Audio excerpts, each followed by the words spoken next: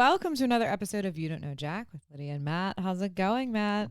You know, Lydia. Yeah. Ups and downs. Strikes and gutters. Strikes and gutters. It is a beautiful day here in Western Maryland, and we are not going to just kind of glance over that because it was 19 degrees on Wednesday. Yes.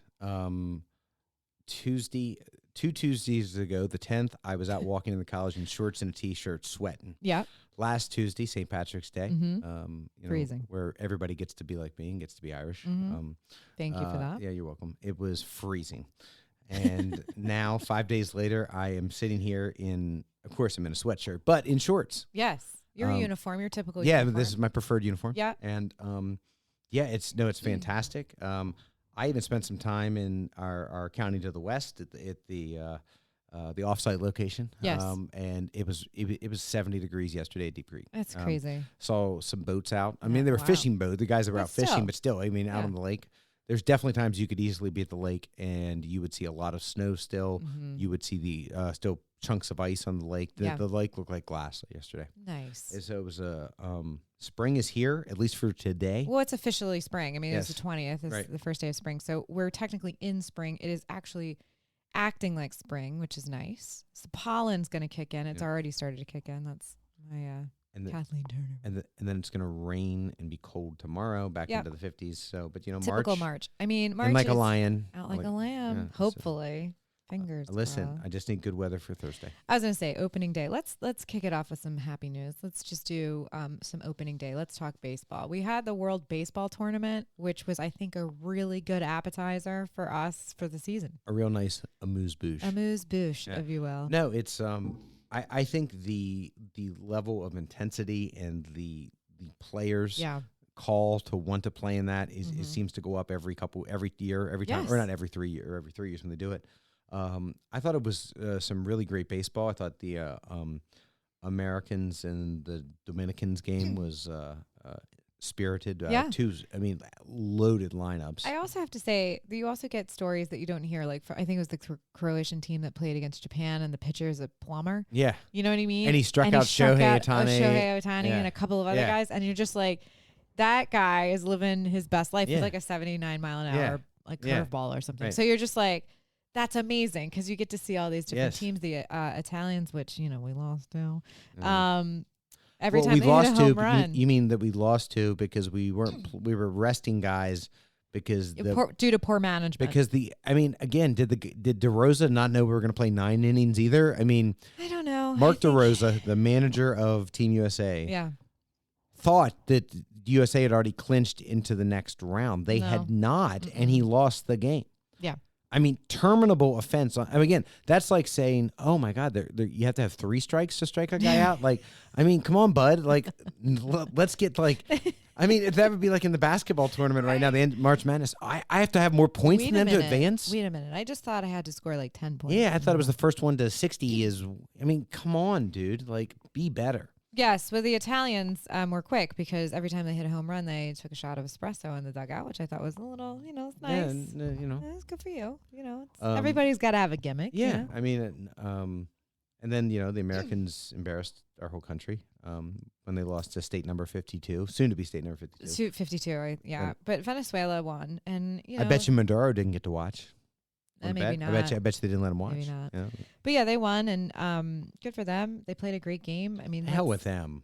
Okay, fine. I think it's a little karmic no, for them to win. well, I think it's fine. You know what is amazing? They played in Miami, which is obviously baseball is exceedingly popular in South Florida, except for when the Marlins play.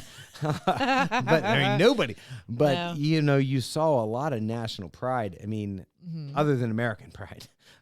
But no, you saw the Dominican fan base was huge. The Venezuelan fan base huge. Even the Japanese fan base was massive. The Japanese fan base they travel. Yeah.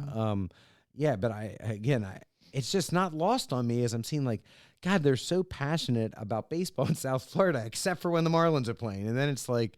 Well, they don't have any players they like, so they don't have any players. I mean, it's like the place, but I'm telling you, it's empty. I mean, you watch that on TV, it's like a tomb. I know.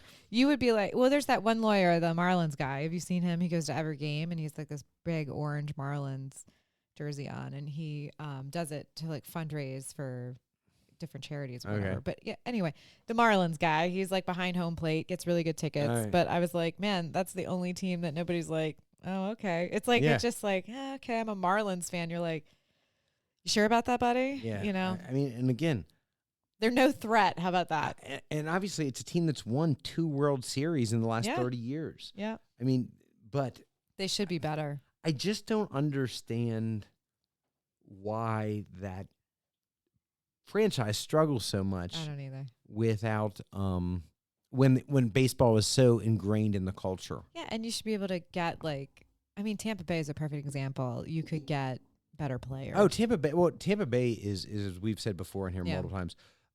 Their scouting, their franchise, their front office, very bright, and they understand. They understand, but you know what? Tampa is a much smaller market than South Florida. Yes, like Miami theoretically could be a big market franchise. You would think players would want to go there because it's Miami. And it's Miami. And again, especially baseball is so Latino heavy, right?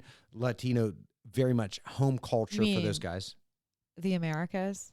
We call them bad hombres, okay? So, but these guys, it'll be a faster deportation trip for them when Trump throws them out. But no, I mean, but there is so much culturally for these guys, be it, if they're Cuban, Dominicans, Puerto Rican players, Venezuelans. Exactly. I mean, it's the same thing. And look, let's not miss the elephant in the room. Yeah. They don't pay state sales tax. No, that's it's a huge difference in your contract. Yeah. If you are, I mean, think about it. If I sign income tax? Income tax, I'm sorry, income tax. If I sign a $300 million contract with the Marlins versus $300 million with the Yankees, I am going Toronto. Or Toronto. The Yankees, I'm probably going to make $30 million more. In Miami, I'd make $30 million more. Toronto, it's probably about $45 to $50 million more. So there's, well, maybe you should be working in the front office of the Marlins, trying to be like, guys, what are we doing here? You're selling yourself short. I mean, not even the captain could figure that out. I mean, the captain was running it for a while, you know. No. So opening day is the 26th.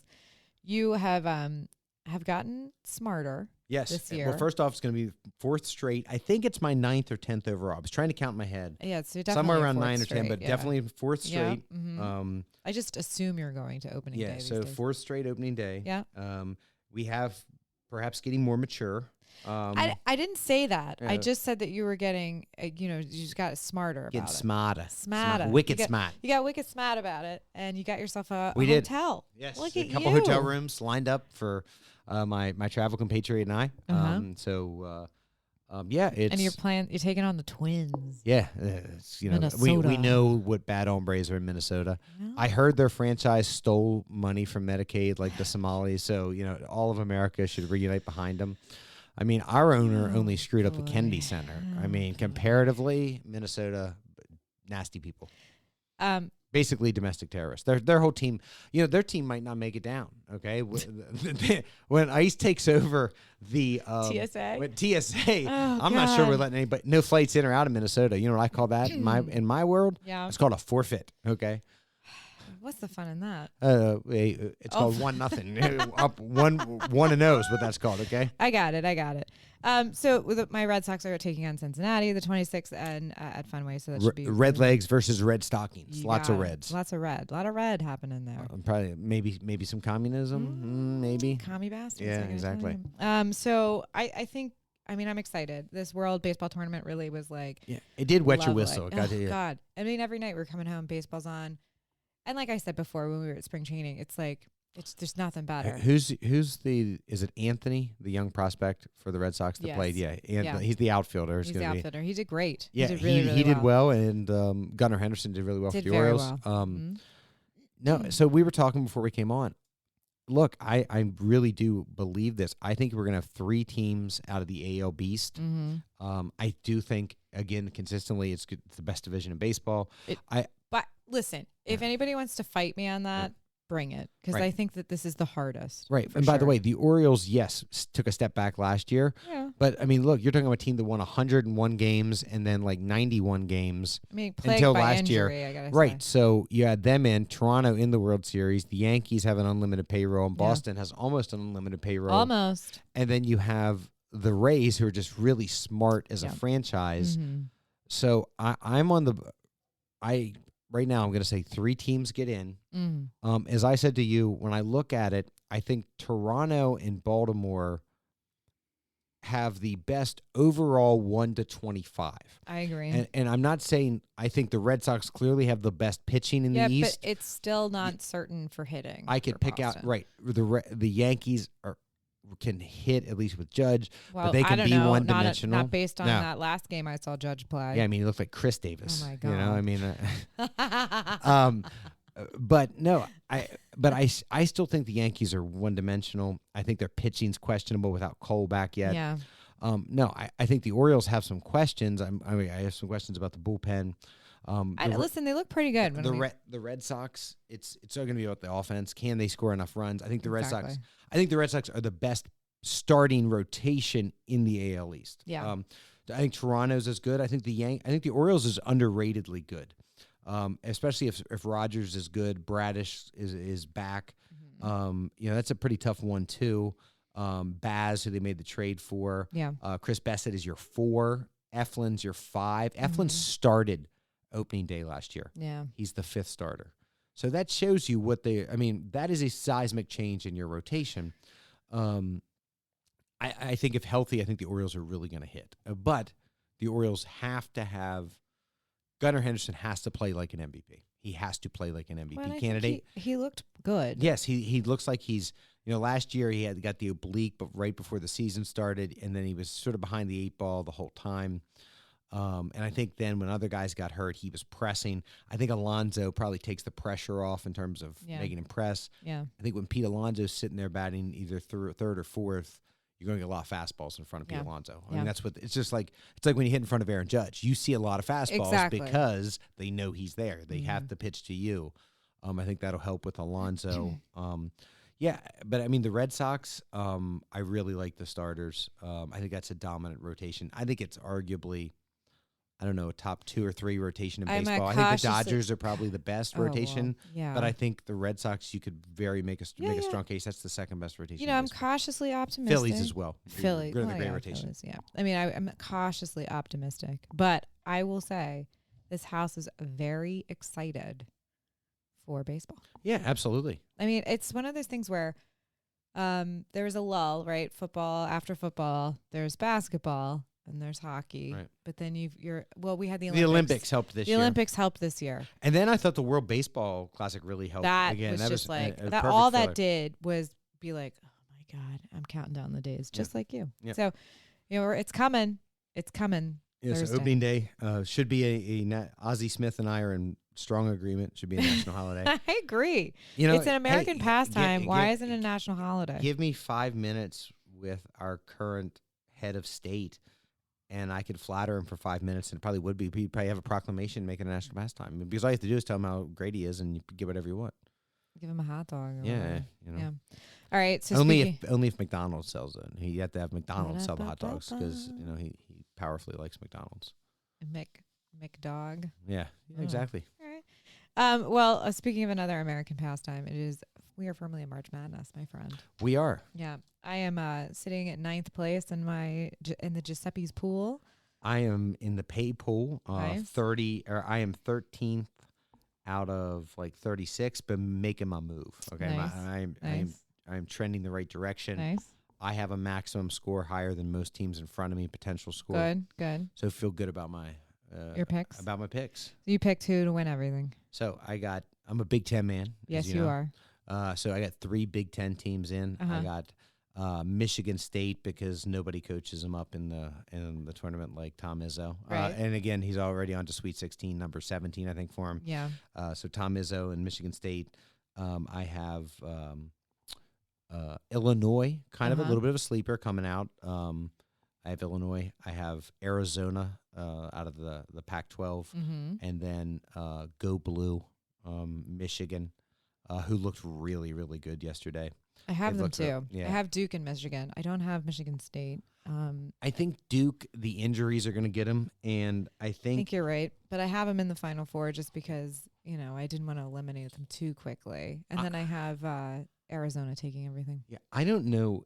Because they look good. So listen, it's not just being a Duke hater, though I'm a Duke hater. I will tell you this. I think here's what I'm thinking. I think if St. John's beats Kansas, which I think they should today, okay, Duke is going to play St. John's in the round of 16. And St. John's is chippy. They like a street fight. And I think they're going to be they might be too tough for Duke in terms of because Duke's got a lot of young guys on the team. I don't know if Duke can play that street level basketball, which Rick Pitino, look, he did it in the NBA. He turns these games into very physical affairs.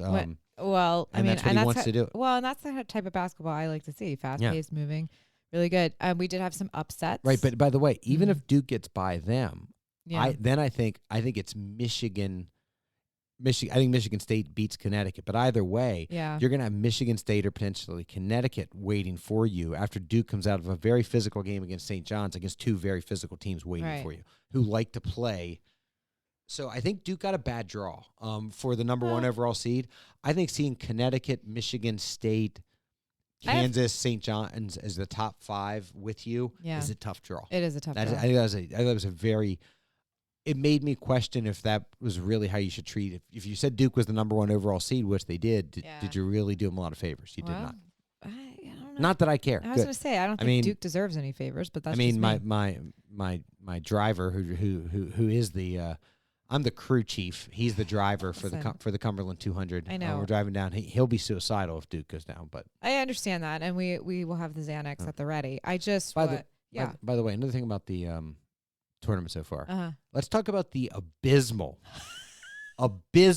performance of what I consider a mid-major conference now, the Atlantic Coast Conference. Okay, 8 teams in, 6 have already gotten shellacked, bunch of losers. Virginia still alive. They play later today in Duke. Okay, 8 teams in, a joke. It's a mid-major conference. It's top-heavy. When I say it's top heavy, it's Duke. Yeah. Okay. And then occasionally North Carolina. By the way, Hubert Davis, hope he rented, didn't buy in Chapel Hill because they're talking about his walk-in papers. Well, but I'm saying they lost to VCU. Right. Once again, the ACC is underperformed again. I agree. They win the no. You have Duke. Okay. I think you put Duke in a different conference. It's a whole. They're not number one seeds. Well, I correct. I don't think they have the it's Cupcake City. Yeah. A lot of those. Of course. Yeah, so let's talk about these giant killers or these upsets. Number 11, Texas knocking off number 3, Gonzaga. You and I were talking about that before. I can't call that a giant killer. The numbers, you look at it, sure. But my point is UT is one of the biggest programs in America. No, unlimited budget. They are not a Cinderella story. No, it is an unlimited budget. Yeah, I would just say that it's like just a numbers, speaking based on numbers, 11 to a 3. Now, I will say I picked VCU, and I was really... Nice. Because they had a run. Yeah. And that team is known for runs. And UNC's was banged up, though. In their defense, I'm not saying they shouldn't have lost. Should have lost, but they were banged up. Come on. That was such a good game. And that's what you want to see out of a tournament game. And number 12, High Point over number 5, Wisconsin. Listen, I knew nothing of High Point. Other than it was in the great state of North Carolina. Correct. And also, they have a lot of money, apparently. Apparently. Because they, are... chartering flights. Boy, that was a great game last night. But it was a good game. Absolutely. And then against Arkansas, who, by the way, I think I have Arkansas in the Elite 8. Arkansas, coming off an SEC championship. Man, I tell you what, that freshman point guard is a star. Insane. He's a star. Insane. Yeah. The Nebraska game was really good last night. Yeah. First time they've ever won a tournament game. They've now won 2 and they won Sweet 16. Well, let me tell you something. That at the end, that basket half court shot went in and out, and I was like. But so, by the way, as I was talking about, little brother being too small, the ACC, Big Ten has flexed their muscles so far. The Big Ten is definitely has shown a lot of flex in the tournament so far. I think Kentucky's got to keep their head on the swivel for sure. They almost lost to Santa Clara. I think I have Kentucky out this. I do too. Round. I think I may have had them losing. I think I picked them to lose to Santa Clara. They did not. Yeah. Kentucky's. They've seemed rudderless here the last couple of years, especially when they lost Calipari.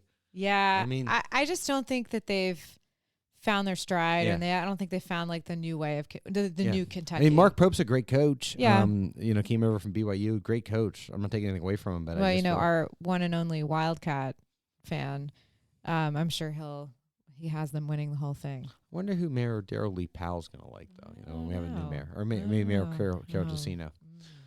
Wonder who their teams are. I have no idea. Duke, probably. Yeah. So let's keep it in the basketball vein. The WNBA.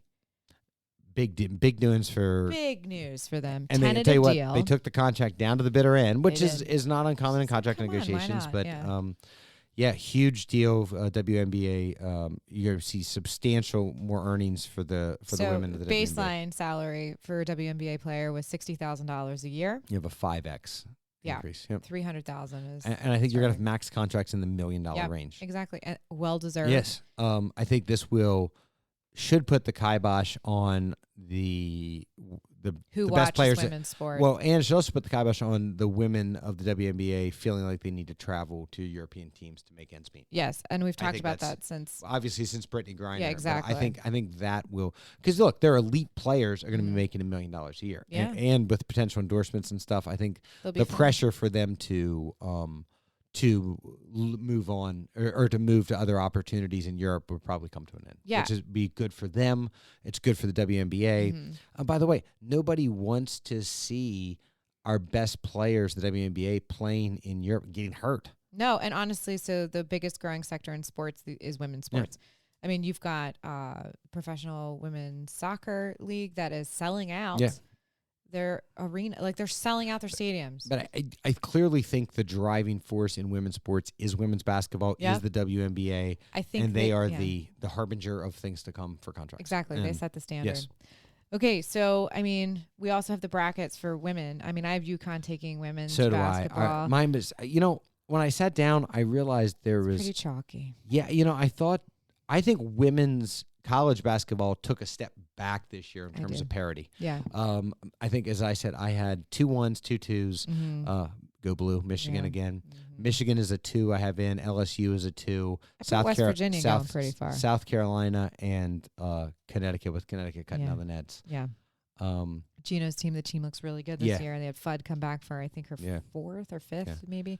Yeah, and she's going to be the number 1 draft pick. And you mentioned WVU, a very big deal over 66 miles here to our west. Mm-hmm. WVU hosting because they were the 4 seed. Coliseum, which is a great place to see a basketball game, sold out for all the games. Mm-hmm. So, it was, the Mountain State is representing for women's sports. Yeah. In a very big way in Morgantown. So that's a great celebration for WVU. Yeah, so I'm excited for both brackets. The women's just kicked off. So it's going to be great, I think. And I like that they're doing them in tandem this year. Like they did that, I think during COVID years they did it tandem and it made a huge difference. And I'm like, why aren't we doing this right now? Because let's just dominate the basketball. So you have notes. I have notes. And I'm looking. Yeah. I can sort of see through them, right? Like the paper. And at one point in time, and you said, let's start with some good news, okay? Uh-huh, yeah. And it says the death of Robert Mueller. And I'm thinking, only one person thinks that's good news. No, but when you were talking about, because you had notes underneath of it, but you had that page in your hand. I do. And I'm looking through it, and it said, let's start with some good news. And the top line is in bold, says death of Robert Mueller. Well, since you brought only one person thinks that's good news. No, well, and I do not want to be closely related to that at all. But no, I do have notes to keep this. That was making me laugh, though. I was trying not to laugh like out loud on it while we were doing this, but when you said it, I thought, Jesus, only one person thinks this is good news. And it's not me. No, it's not. So I think since you brought it up, and this will be the end of the show, is the death of Robert Mueller III. Robert Mueller III was a former... good riddance. No. He was a Purple Heart recipient, a former FBI director. Bronze Star. Special counsel who led the investigation into the Russia interference in 2016 election. He has died at 81. He served in the FBI from 2001 to 2013, overseeing the Bureau's post 9/11 transformation, and later became the central political figure when he was appointed special counsel in 2017 to probe links between Donald Trump's campaign and Russia. Hoax. His family had previously disclosed he was diagnosed with Parkinson's disease, and news outlets report that the disease contributed to his decline. Though specific details of his death have not been widely disclosed beyond his age and passing on Friday. As you mentioned before, 47 said some really awful things. But if you look at this man he basically said, he did say, Robert Mueller died. Good, I'm glad he's dead. Yeah, that's literally what the president of the United States tweeted. I know. And then I heard that sycophant Bassett, his Treasury Secretary. Yeah. Well, we should have some empathy for the president for what he was put through. No. I mean, should the president of the United States really be happy, say good, when any American dies? Like, good. No. Like, okay, if you want to say, still don't think I'm happy when people die. Look, I mean, am I glad the Ayatollah's dead? Yeah, good riddance. Okay, like I'm not like, but I'm still not like saying like good. I don't feel like the need to emphasize that. Yeah, but Robert Mueller is a decorated Vietnam combat veteran. Again, wounded in the line, shot in the thigh, has a Bronze Star with valor. By the way, he was born of absolute privilege. Could have avoided his service, I'm sure, in some form or fashion. Was injured, could have been discharged, honorably discharged for his injury, decided to heal up and go back. And then, again, served in various branches of the Department of Justice. Yeah. He was the FBI director for exactly 1 week before September 11th happened. 9/11, And as they said, he had to oversee the transition of the FBI from the largest criminal investigation entity to the United States' largest counterterrorism entity. He definitely had to change the mission, and found information. He basically thought the president had obstructed justice. Yeah, and I think for to president, why not just say nothing? He just can't. I believe he can't help himself. But he's a doddering old man. Yeah, who it's terrible. Yeah, we're in a terrible situation. I know that the death of Bob Mueller was shocking. It wasn't something I had on my bingo card. I knew he was not well, but I didn't think he was this unwell. But if you, really, if you want to go seek a leader who gives this man his proper credit, I would go read what the Obamas released. Or go look at what George W. Bush released. Yeah, I would say any living president besides the one currently in office, if you want to seek somebody that shows real leadership and what it's like to, these people are servants to us, the American people, giving up their time, their energy, and ultimately doing what they think is good for the greater good of the United States. And if you can't separate that from a personal attack, which wasn't a personal attack, if you didn't make it personal, it wouldn't be personal. But I think it's terrible. And I think, we're and Mueller worked daily with George W. Bush and Barack Obama, and they both had glowing things to say about Robert Mueller III, a.k.a. Bobby Three Sticks. Bobby Three Sticks. Nickname from the Bureau. Nice. Boom. How'd you like that one? That's a good one. Bobby Three Sticks. So we all know that things are kicking off in a way that is not what we anticipated happening this early in 2026. If you are experiencing food insecurity or things of that nature, there are resources available. We just want to kind of shout that out a little bit. Certainly here in Cumberland, Western Maryland Food Bank, and there are multiple food pantry locations. Yep. So there's and don't forget about the Salvation Army is here to help. There's tools in the toolbox, and there's no judgment made when this happens. No, and the things that these are beyond our control as a society, because as a society we all want people to be able to eat and be well. Well, most of us do. Most of us do. Yeah, most of us do. And I said, especially with our community, that's very important. Those are very important things here. I think everybody here is willing to lend a hand if needed, and is like I would say our area is one of the most warm and welcoming places. And 9 times out of 10, people are like, "Do you need something to eat? What do you need?" I find Western Maryland, it's definitely insular. It's but I definitely find us to be very community oriented, where it's like, hey, if somebody else, even if you're getting by, maybe not with a lot of room, somebody's not. I think people from Mountain Maryland and obviously the Mineral County, our neighbors to the north in Bedford and Somerset County, are always willing to pitch in. Like if they have $10 in their pocket, they're willing to give $5 for somebody else to make sure they get something too. And that's a great thing about a community. I also, if you feel a little bit isolated and kind of just not feeling great about things that are happening in the world, I encourage you to double down and volunteer your time in the community and meet people that actually are your friends and neighbors, and build that sense of community. Because when you feel slightly out of control or unable to feel connected. That is the closest and fastest way to make sure that you feel like you are a part of the human experience. I got to throw this out there. Who could not feel great about the way things are going? I mean, look, gas prices are practically giving gas away, loaning money for free. The world is at peace. Hell, like what's there? Just winning left and right. The stock market's booming. Yeah. Oh, hold on.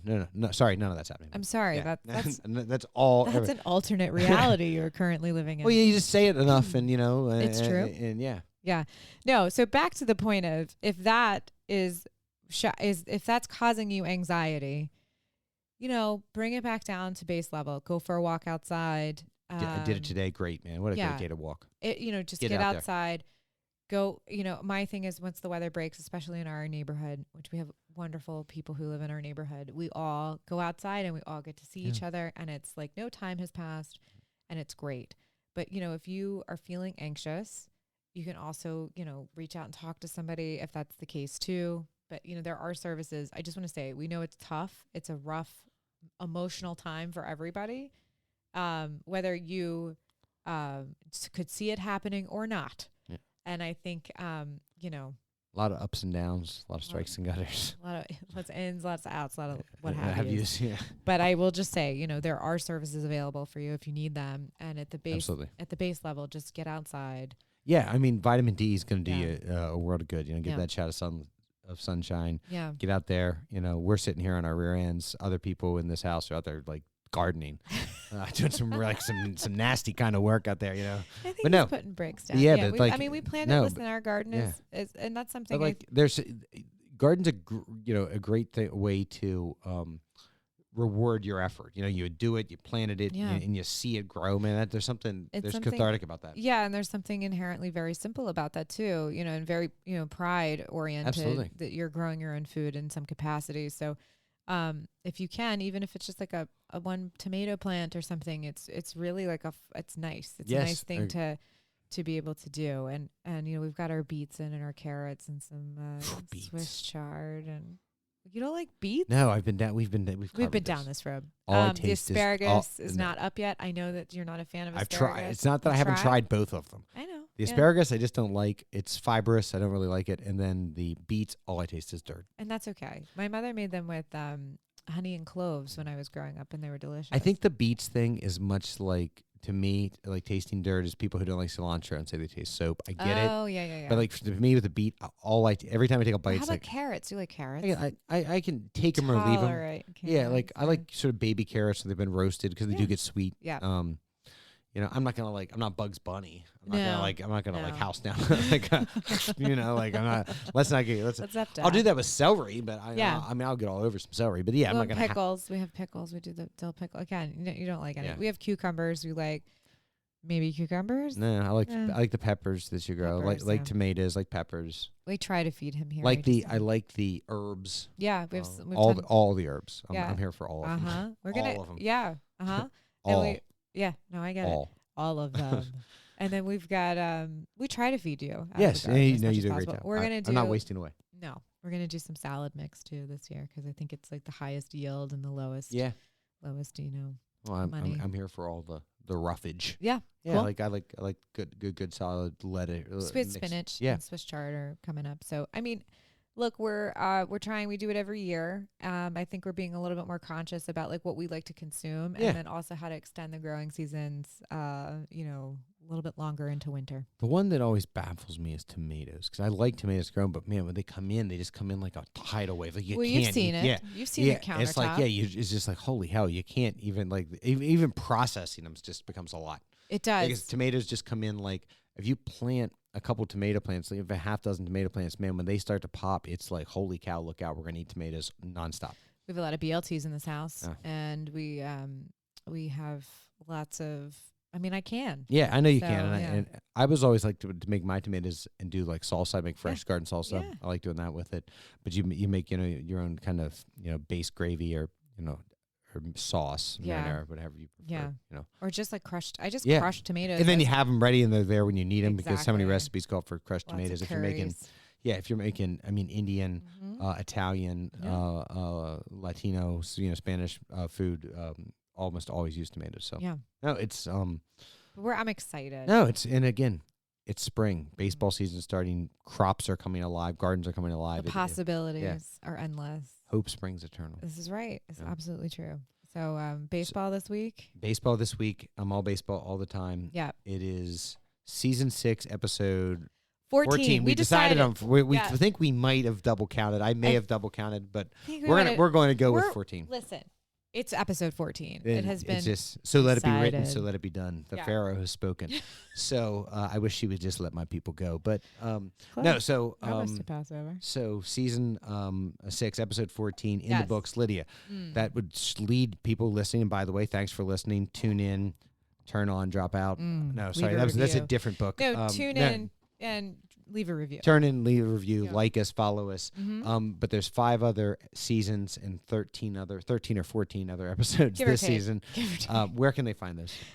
We are on iTunes, Stitcher, Amazon, Google Play, Spotify, Audible. Love Audible. iHeartRadio, and Deezer Player FM. And we're also on YouTube. You will just hear our beautiful voices. You will not see our faces. Not yet. We're looking into that. Are you? Is that something you really want to do? No. Okay. We're looking into that, right? Yeah, sure. I just like to say we're looking into. We're looking into it. Yeah. Okay. 2 weeks. 2 weeks. I mean, that was the health plan was going to be 2 weeks. Remember that's that? True. Yeah, so that's true. It was 2 weeks 9 years ago. So 2 weeks. So 2 weeks. Manchester driving is just 2 weeks. Yeah, no. We're gonna lower the curve in 2 weeks. I mean, that's what I start telling people when they call the office. Hey, Matt, you working on that? 2 weeks. 2 weeks.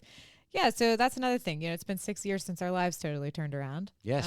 But here we are making the best of it. Yeah.